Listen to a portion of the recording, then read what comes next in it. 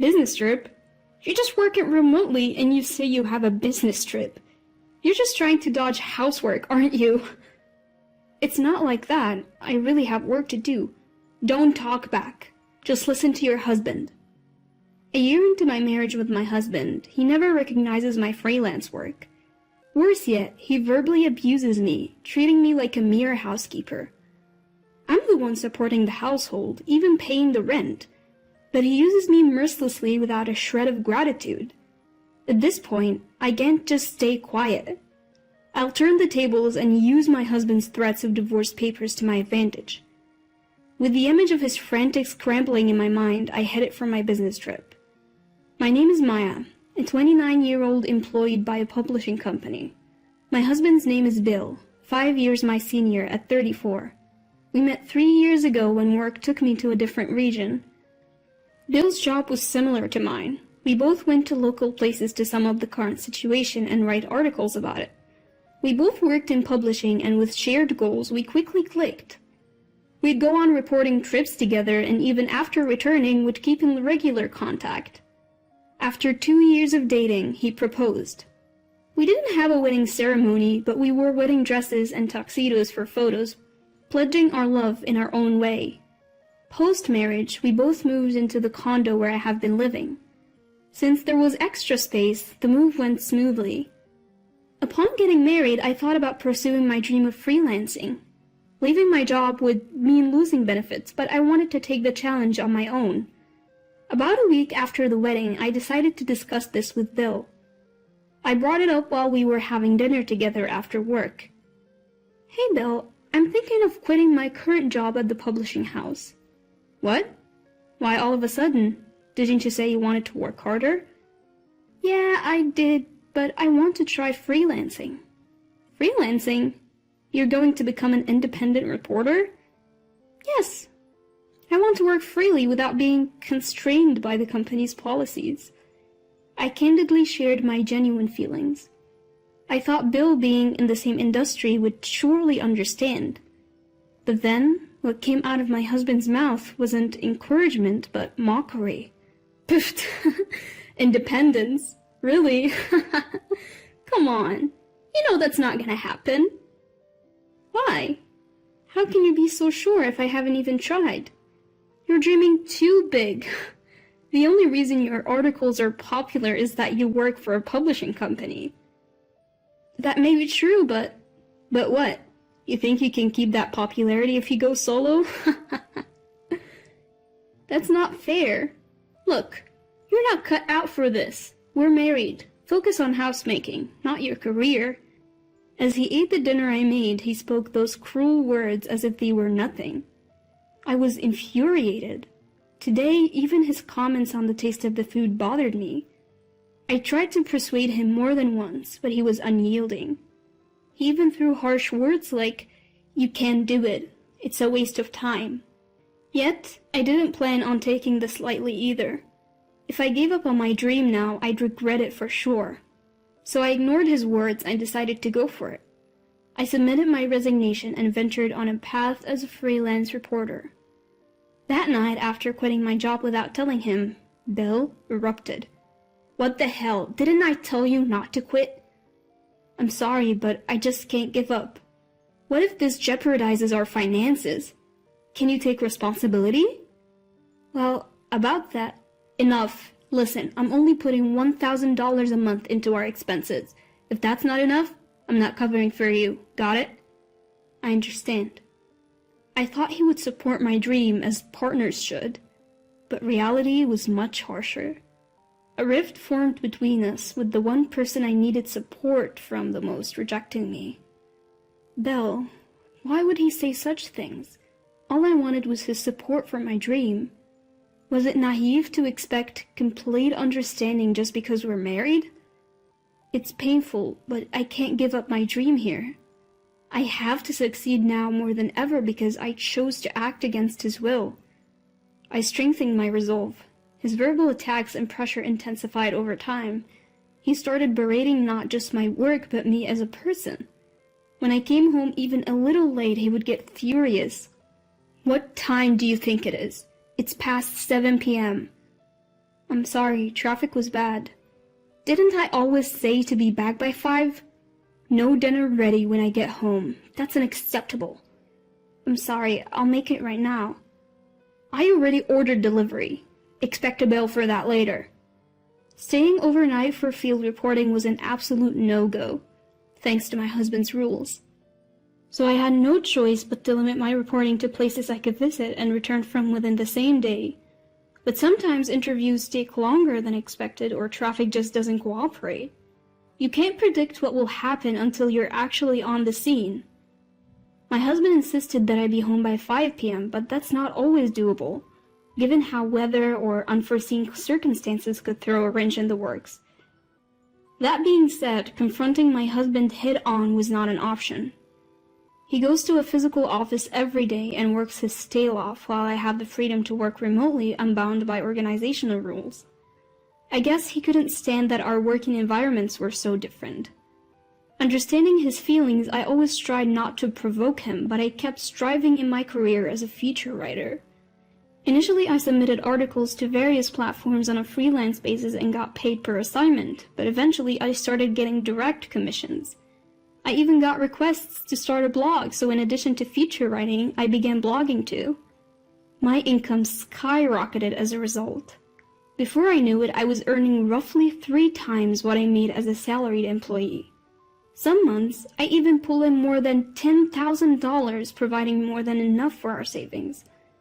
Even after achieving a stable monthly income of $10,000, I kept it a secret from my husband. I knew he'd flip if he found out I was freelancing and making more money than him.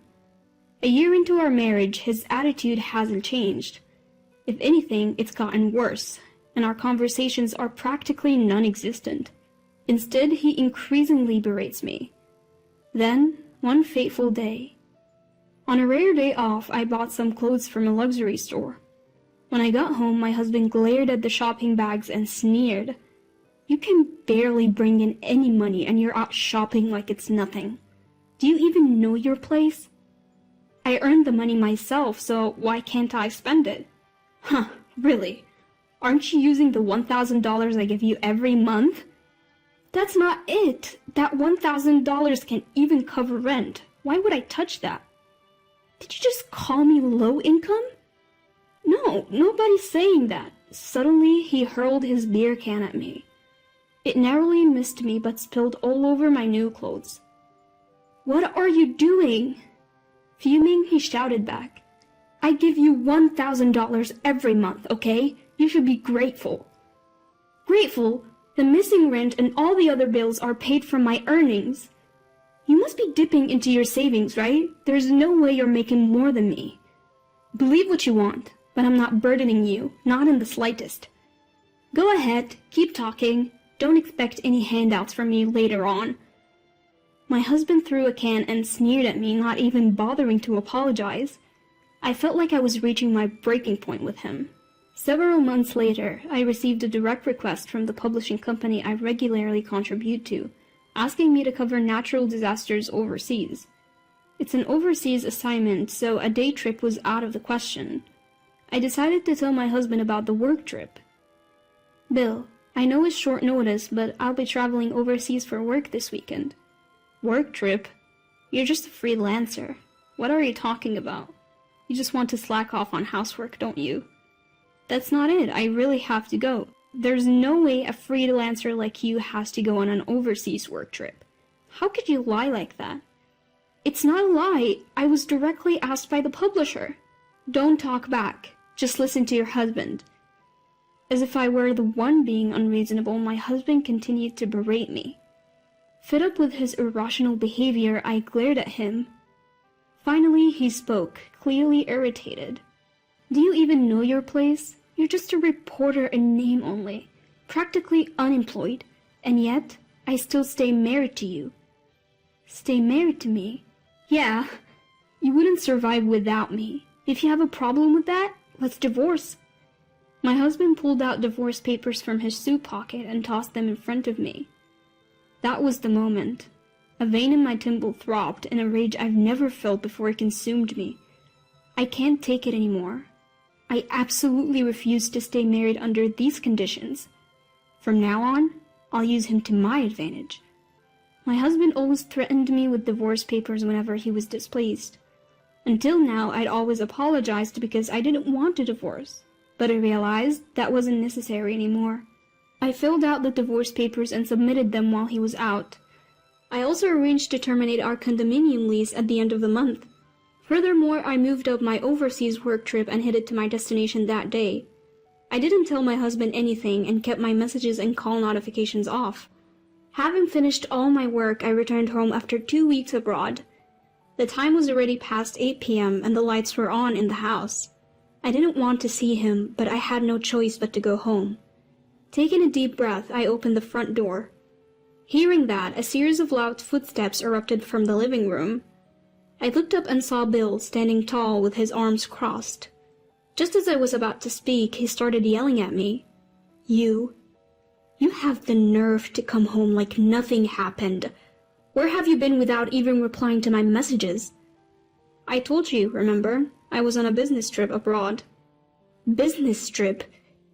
Business trip? Seriously, as if someone like you, who occasionally works remotely to write boring articles, could ever go on a business trip. I told you, I got an assignment from the publishing company. I even got paid for it this time. Paid? What did you get, like $10? What a fool, spending money on transportation to go abroad just to make $10. Bill kept on belittling me with his crude laughter. But what he didn't realize is that we're no longer husband and wife. He's only able to act so high and mighty because he doesn't know, and his words no longer have any effect on me. Finally, I calmly said, "Do you enjoy putting people down like that?" "What? What are you talking about? If you feel belittled, it's your fault, isn't it?" "I haven't done anything to be looked down upon by you. In fact, I make about 5 times more than you do." 5 times? As if. That would mean you're making close to $10,000 a month. Yes, that's correct. What? Faced with this unexpected truth, Bill's face twitched. He clearly couldn't stand the fact that I made more than he did. Fuming, he blurted out, "You've got to be kidding me, you're such a liar. I'm divorcing a wife who won't even do the housework." Panting heavily, Bill shoved new divorce papers in my direction. With a smile, I revealed the truth to him. Another new form for me to sign. "Yes, sign this quickly." "Don't worry. I already submitted the divorce papers 2 weeks ago." What are you talking about?" "We're not married anymore. Why are you still in this house?" Bill stammered, barely able to get words out. Finally he spoke. "What do you mean you filed for divorce? Why would you do that?" "Why? Because you handed me the papers." "But I didn't really want a divorce." "Well, too bad. I thought it was okay to part ways, so I filed." "You've got to be kidding me. I just gave you those papers to scare you into understanding your role as my wife." Bill grabbed my shoulders, his eyes filled with anger. As I suspected, he never intended to divorce me. He just wanted to intimidate me into obeying him. Knowing this, I chose to divorce him anyway.